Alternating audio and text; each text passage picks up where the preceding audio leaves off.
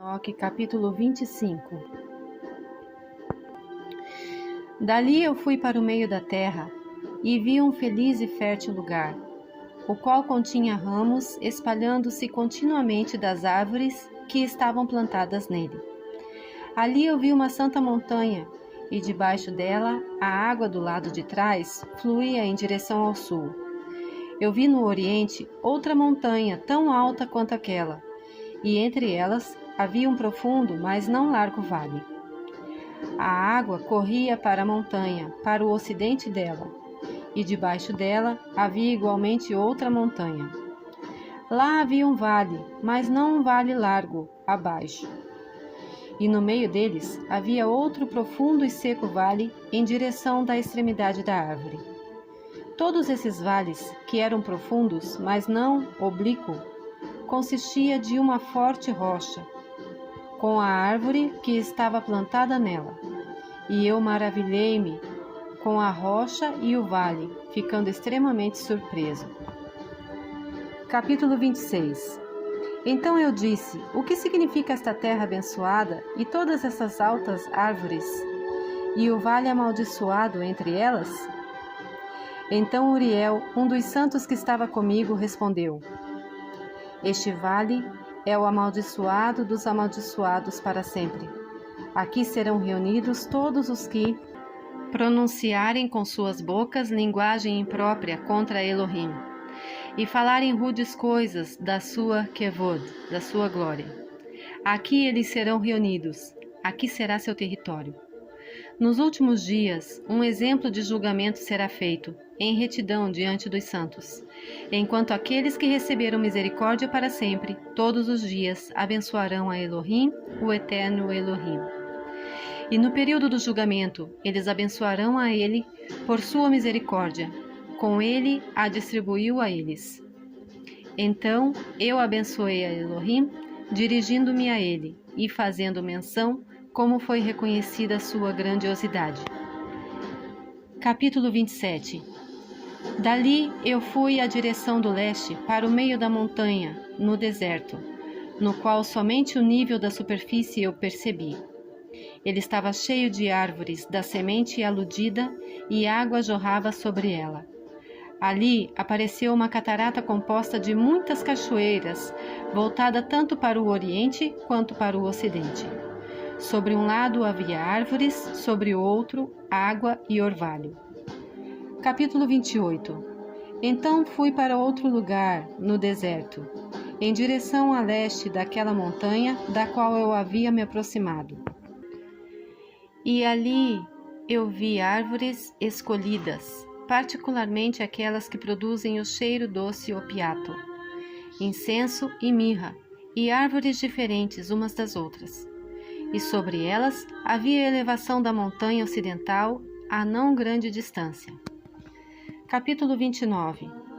Igualmente vi outro lugar, com vales de água que nunca param, onde percebi uma agradável árvore, a qual em odor assemelha-se a zazaquinon. Em direção ao vale eu percebi o cinamomo de cor de doce odor. Sobre ele avancei em direção ao leste. Então eu vi outra montanha contendo árvores, da qual água fluía como nequetro. Seus nomes eram Sarira e Calboneba. E sobre a montanha eu vi outra montanha, sobre a qual haviam árvores de alva. Estas árvores estavam cheias como amendoeiras e fortes, e quando elas produziam frutos, eram superiores a todas as outras. Capítulo 31. Depois dessas coisas, inspecionando as entradas do norte, acima das montanhas, vi montanhas e percebi 7 montanhas repletas de puro nardo, árvores odoríferas e papiro. Dali eu passei acima dos picos daquelas montanhas, a alguma distância para o leste, e fui sobre o mar da Eritreia. E quando eu havia avançado para longe, além dele, Passei ao longo acima do anjo Zatiel e cheguei ao jardim da justiça. Neste jardim, eu vi outras árvores, as quais eram numerosas e grandes e floresciam ali. Sua fragrância era agradável e poderosa, e sua aparência era tanto agradável quanto elegante. A árvore do conhecimento também estava ali, da qual, se alguém comesse, tornava-se dotado de grande sabedoria. Ela era semelhante às espécies da tamareira, dando frutos semelhantes à uva, extremamente fina, e sua fragrância estendia-se a considerável distância. Eu exclamei: que bela é esta árvore, e quão deleitável é sua aparência! Então, o santo Rafael, um anjo que estava comigo, respondeu e disse: esta é a árvore do conhecimento, da qual vosso antigo pai e vossa mãe comeram, os quais foram antes de ti, e que, obtendo conhecimento, seus olhos sendo abertos e descobrindo que estavam nus, foram expulsos do jardim. Capítulo 32.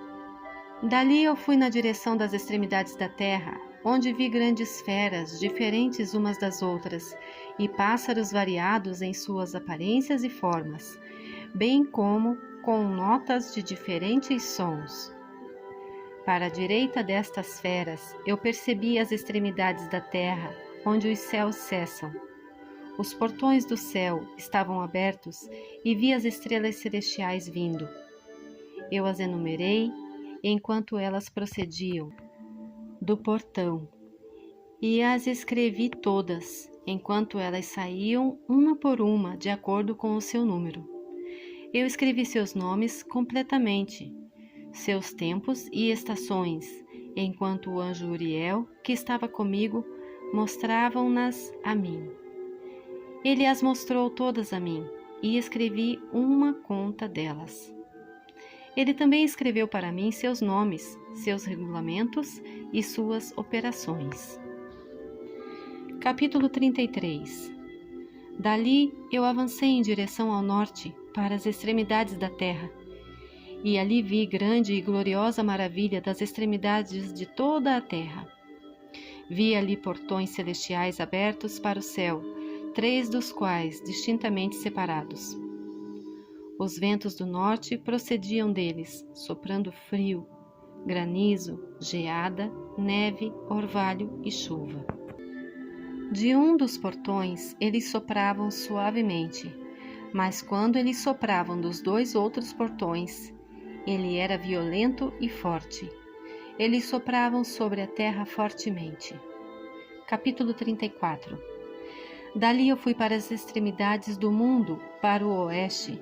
Ali percebi 3 portões abertos. Enquanto eu estava olhando no norte, os portões e passagens através deles eram de igual magnitude. Capítulo 35.